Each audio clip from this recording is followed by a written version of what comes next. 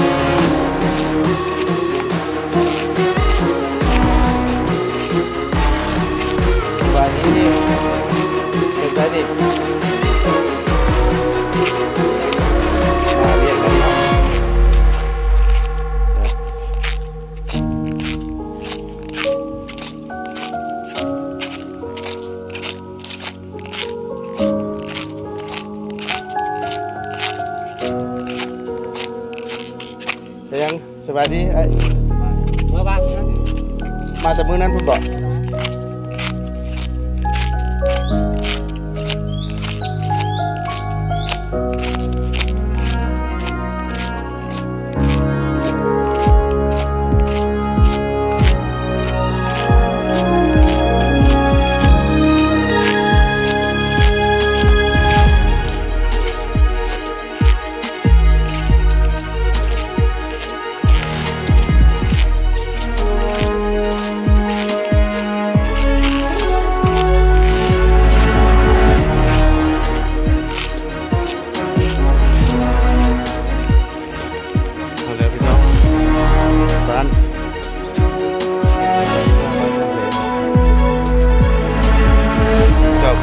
บ้านบางเหลเดี๋ยวนี้เป็นกุ้งบางเหล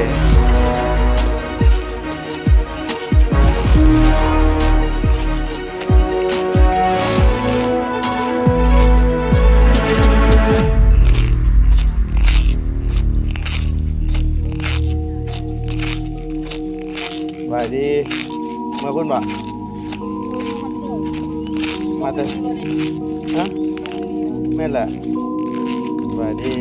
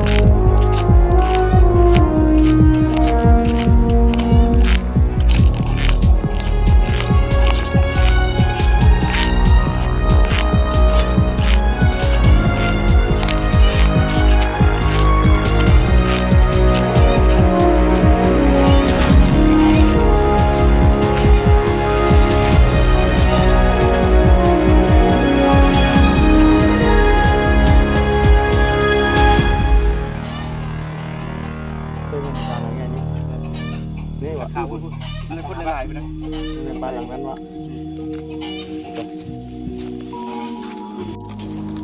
ข้ามน้ำข้ามอย่างก่อน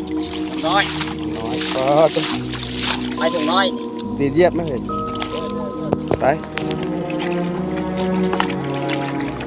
ขนาดทงน้อย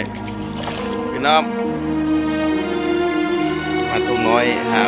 บางแหล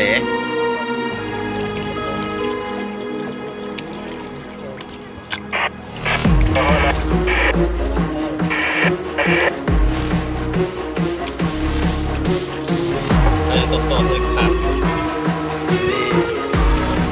กลับตารับผ่านโทรศัพท์ผม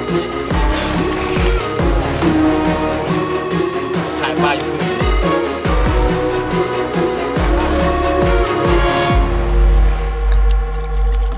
โอ้ยเสียมองมันนั่งอยู่เนาะ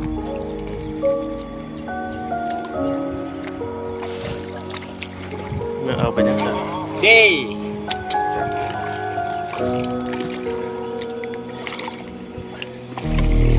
กูไปทางเจ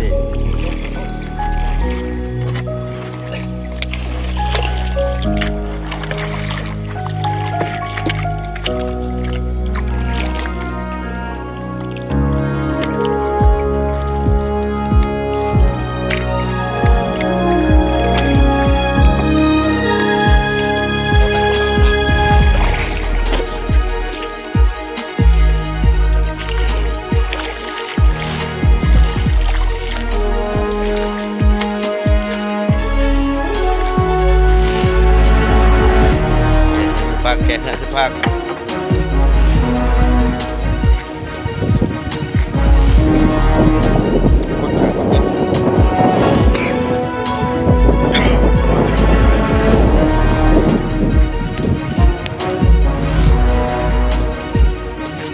มานบ่มานบ่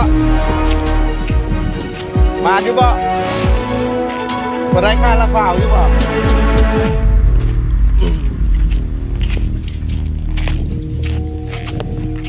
เลยคือผู้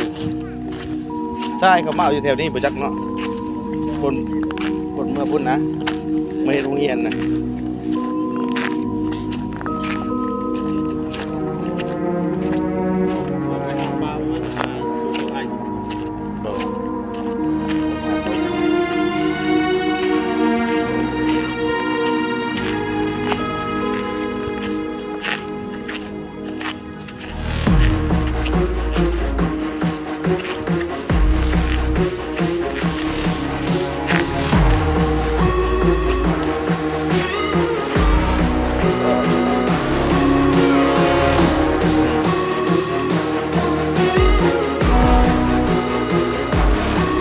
เมื่อละพาพันโลเลย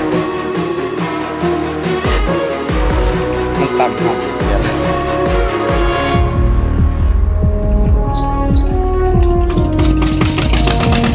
เดินทางกลับแต่วันไหนเนี่ยจะได้ทักษะรูปไซ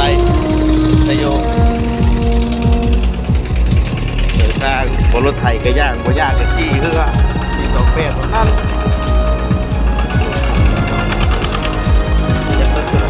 นั่นคือรอกนะขี่ได้อยู่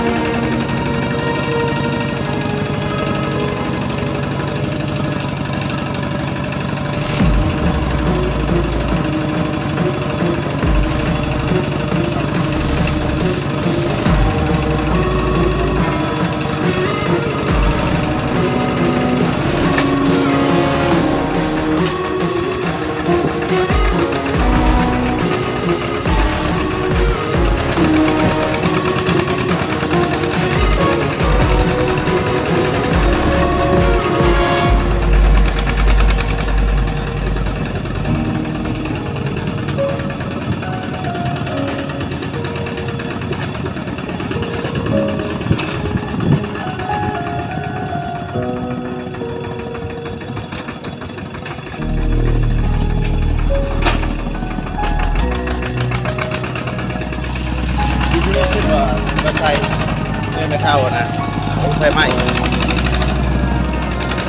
ไม่เท่ากับไฟไหม้เพื่อนนะ